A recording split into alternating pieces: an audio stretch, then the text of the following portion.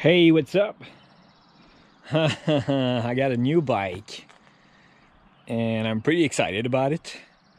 So hopefully you guys will be too. I haven't had the chance to really ride it yet because it's very cold and I was working this week. But today I'm pretty sure I'm good for a quick ride with it. I think I did 10 minutes yesterday and it was freaking cold, like 3 degrees outside. So it was a bit of a just quick turn around here around the house and come back, and I played with it instead at the garage. But now here we go. I still undecided on exactly where I'm gonna go with that bike as modification goes, but we'll see with the time. For the moment it's not a priority.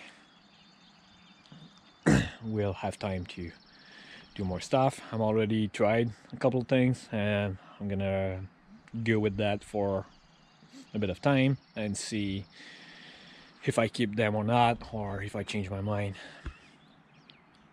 Nothing is definite on this. We'll see. But it's a Z900 2017. It's got 17 or 1600 kilometers on it. From by the manual, it's out of the break-in, so nothing. It's not new, but it's not old either. The other owner had a few things he did with it, as you probably can see right away, and I did a couple of more stuff. Let's go through with what the previous owner had done. He removed the fender, the big fender. He's got a fender eliminator. It's pretty nice. LED license plate light and turn signals. They are not LEDs. Sorry. Yeah, it's the original turn signals, so it doesn't matter. Obviously, the big thing that he did, I think it's pretty obvious. He wrapped the bike. I kind of like it. Maybe not what I would have chosen if it were me, but it's on it. I'll go with it.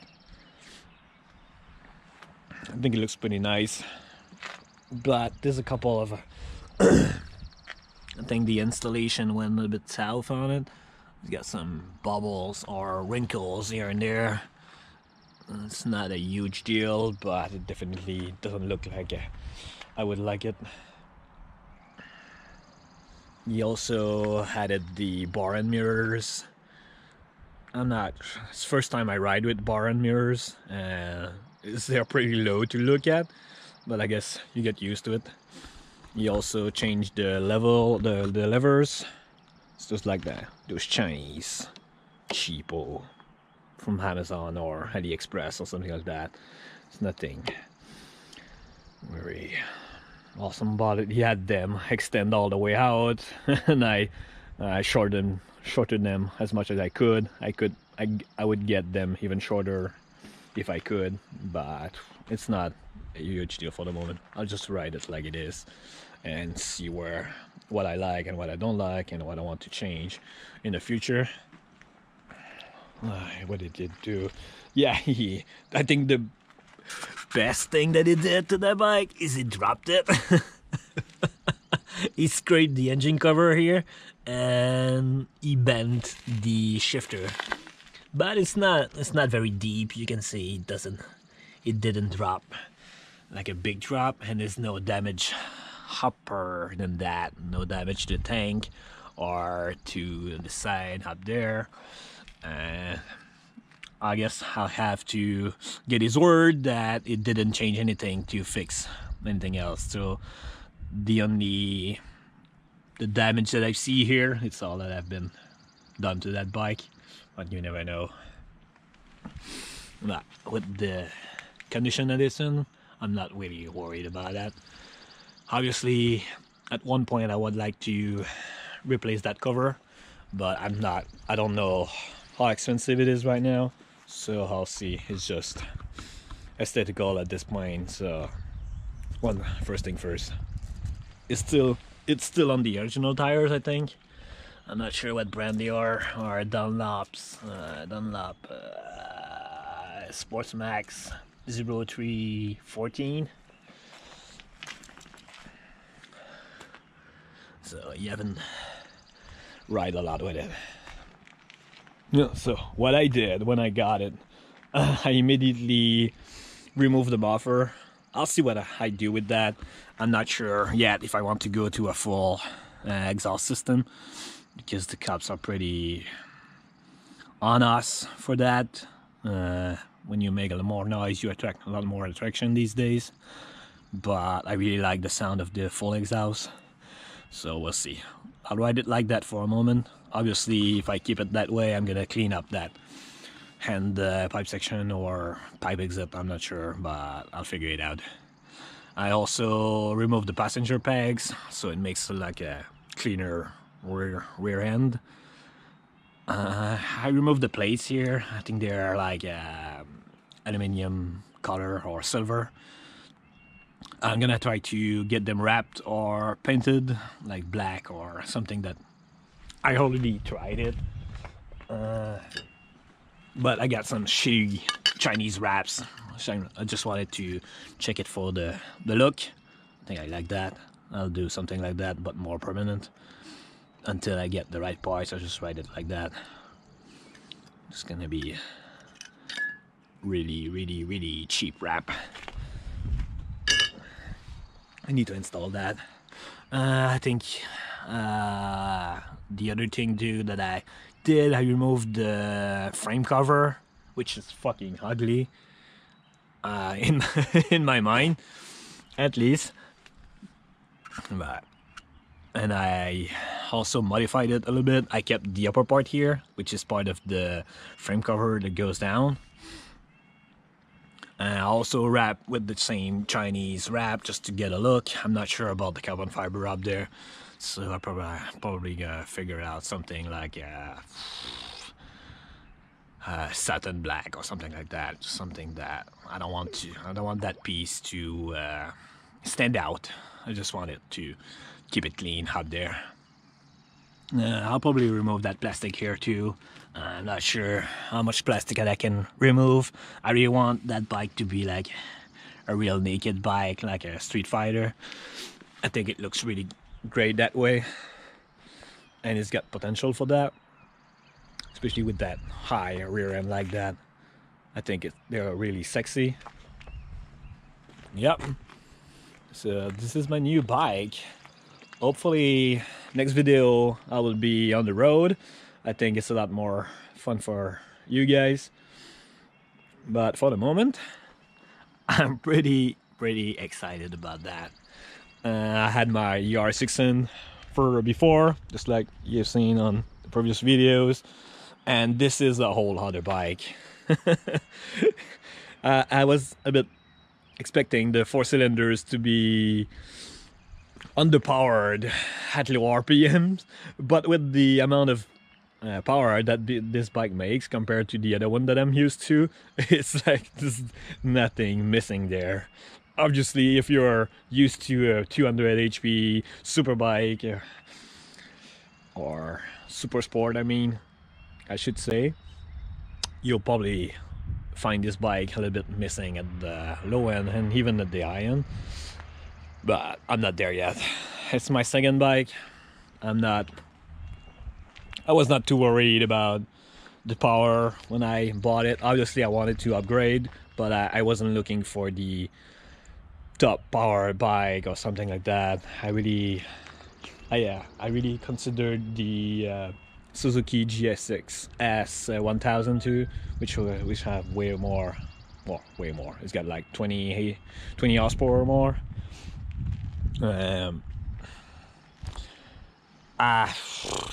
Obviously they're more expensive and they're full of electronics, so I prefer to go with the Kawasaki, especially for that aspect. It's got no electronics on it. It's like a pure bike, a pure engine, and cable throttle, no driver aids, no driver modes, no bullshit.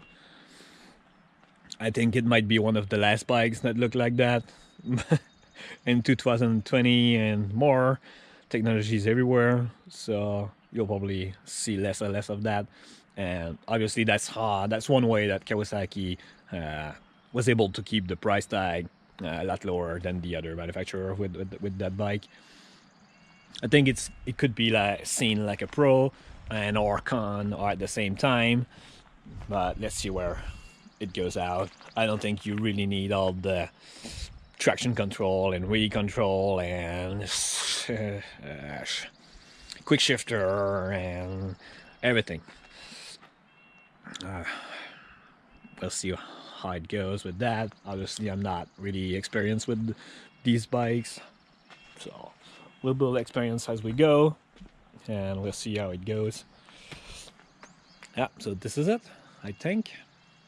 So Kawasaki Z900, it's pretty fine bike. It's so smooth compared to my ER6N. I got some vibration too at higher RPMs, but I guess I'll just get used to it. I ride it for 10 minutes, so but that's my first impression. I was expecting a little bit more smoother at higher RPM, but like I said, I haven't ridden those bikes a lot, but it's nothing for me. I'm not really concerned about vibration. I got other, I'm not really picking on that. It's not a major, it's not like something that I really look for or try to avoid. Obviously no one wants vibration, but I can deal with some. And I don't ride like 1,000 kilometers and 1,000 kilometers, so I'll be fine. Even if it were vibrating like crazy, I would still like it. But that's not what I expect from for 4 cylinders. Obviously, if you have a 1 cylinder or 2 cylinder, I know you have to expect it, deal with it. But on the 4 cylinders, I really was expecting a little bit more smoother engine, but nothing to write out about. Yeah, so let's see how it plays out. I'll have my little eel covers, and go for a ride today. So let's warm this up a little bit, and let's hear the sound. Nothing crazy, but let's hear that. So I'm gonna cut the video, and when we come back, we're gonna have like the bike running, and we're gonna hear that sound. Alright, so the bike I've been running for like maybe 1 minute or two. It's not, obviously it's not hot, but it's not full cold either. Yeah, so let's see that sound.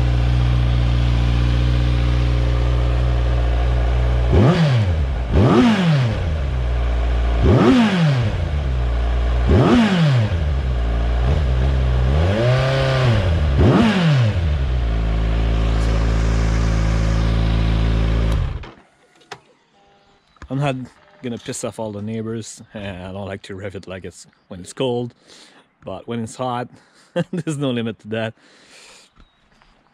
So yeah, so I guess next time we'll be on the road, hopefully, if the weather gets a lot better. The asphalt is very cold these days, so you can ride, but it's not the same thing if you really want to push it. Obviously I'm not gonna push that bike a lot in the first few weeks or maybe the first month, or I'm not sure how long I'm gonna take to get used to it, but I'll take it easy. I'm not trying to be the fastest, or just trying to learn to ride properly and push my limits. So see you guys later, and take care.